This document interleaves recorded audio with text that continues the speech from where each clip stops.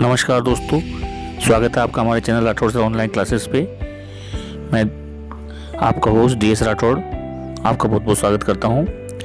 और जैसे कि आप जानते हैं कि हमारे यहाँ पर जो अभी high school English and grammar composition की सीरीज चल रही थी, उसमें हम नाउन के अंतर्गत केस पढ़ रहे थे। नाउन केस, जिसमें हमने नाउन केस क्या होता है उसके बारे में पढ़ा था, और हमने नॉमिनेटिव केस के बारे में पढ़ा था, यानी कि सब्जेक्टिव केस हम ऑलरेडी पढ़ चुके हैं।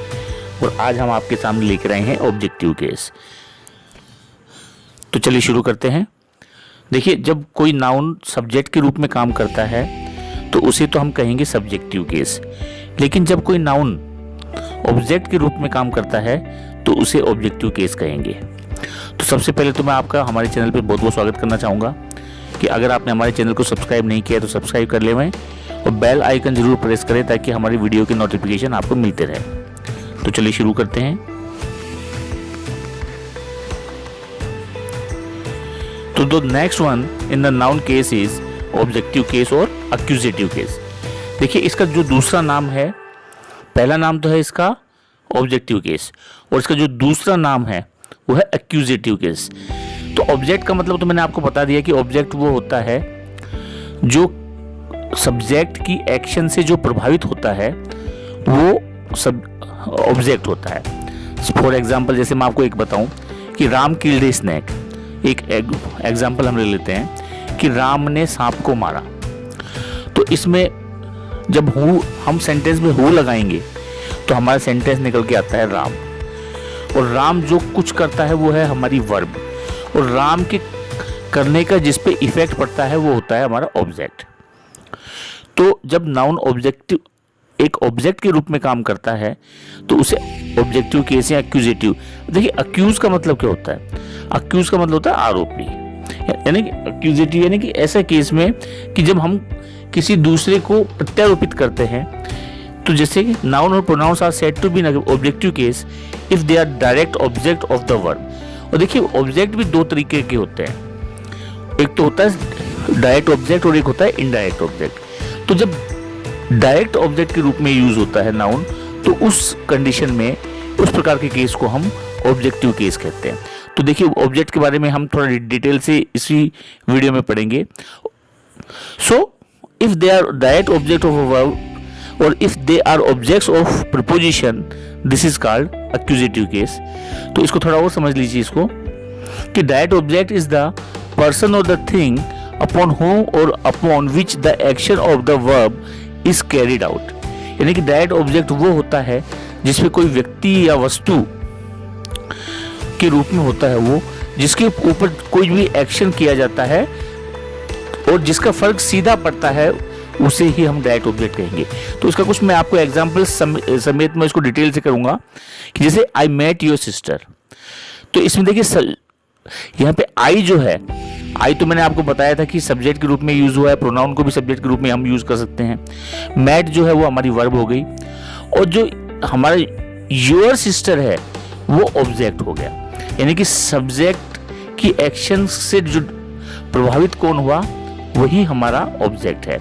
तो यहाँ पे देखिए, आई जो है एक सब्जेक्ट के रूप में है, मैट एक वर्ब है, और योर सिस्टर एक ऑब्जेक्ट है। तो यहाँ पे जो सिस्टर जो नाउन है वो कौन से केस में हो गया? वो ऑब्जेक्टिव केस में आ गया। तो यहाँ पे ये पूरा योर सिस्टर पूरा ही ऑब्जेक्टिव केस में आएगा।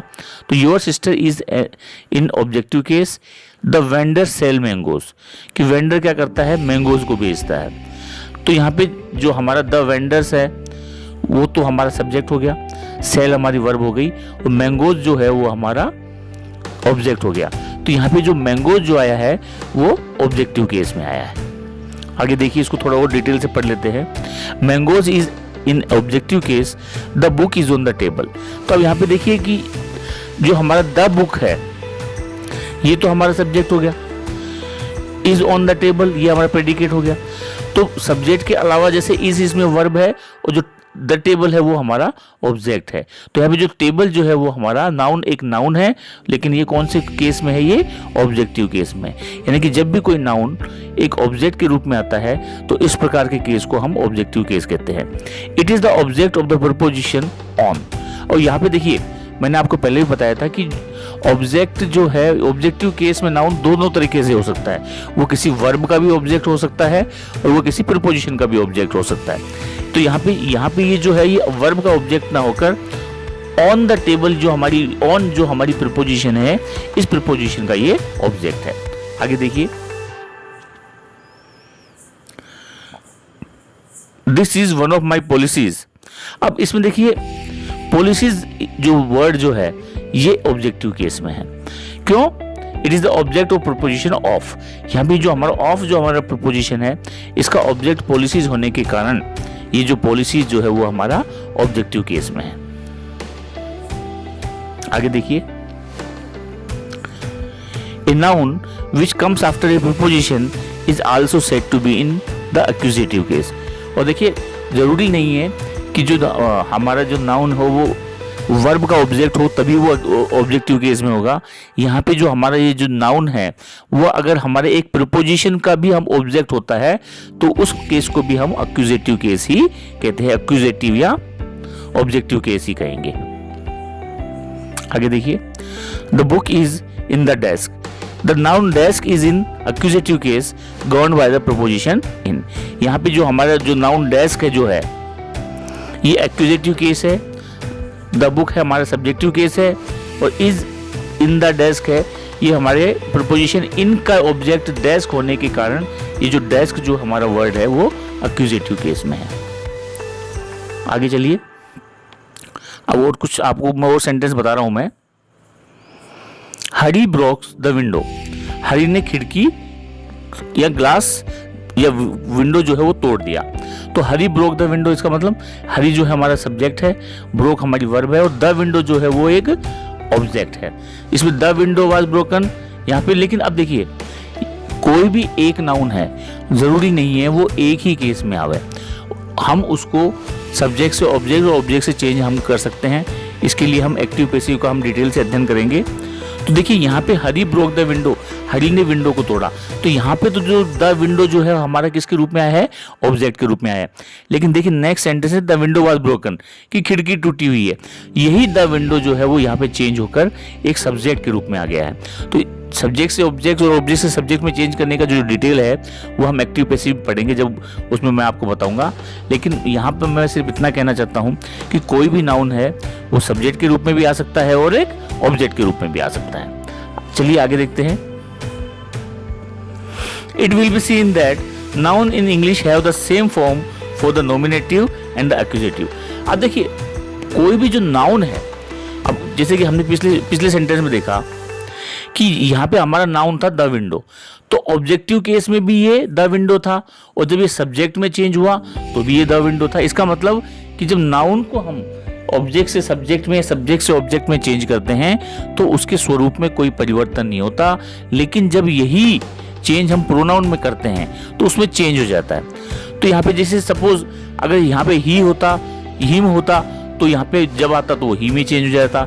यहाँ मी होता तो यहाँ पे आई में चेंज हो जाता। तो मेरे कहने का तात्पर्य ये है कि ऑब्जेक्ट से सब्जेक्ट में चेंज करने के लिए और सब्जेक्ट से ऑब्जेक्ट में चेंज करने के लिए जो हमारे नाउन होते हैं उनमें कोई चेंजेस नहीं होता है, लेकिन जो हमारे प्रोनाउंस जो होते हैं उनमें चेंजेस होते हैं।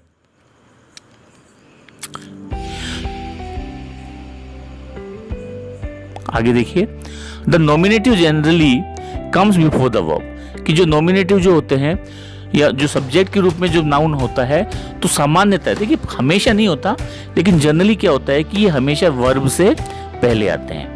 एंड द एक्यूजेटिव केस में जो नाउन होते हैं वो वर्ब के बाद में आते हैं। Hence there are distinguished by the order of the words. तो हम क्या कर सकते हैं कि इनको जो हमारे वाक्य में जो शब्दों का क्रम है उससे भी हम पहचान सकते हैं कि ये सब्जेक्टिव केस में है और ये ऑब्जेक्टिव केस कर सकते हैं, और बाय द सेंस, उनको सेंस करके भी हम पहचान सकते हैं। तो इसी के साथ हमारा ये वीडियो समाप्त हुआ। आशा करता हूँ आपको वीडियो अच्छा लगा होगा। नेक्स्ट वीडियो में हम एक और केस के बारे में चर्चा करेंगे। तब तक जय हिंद, जय भारत, वंदे मातरम।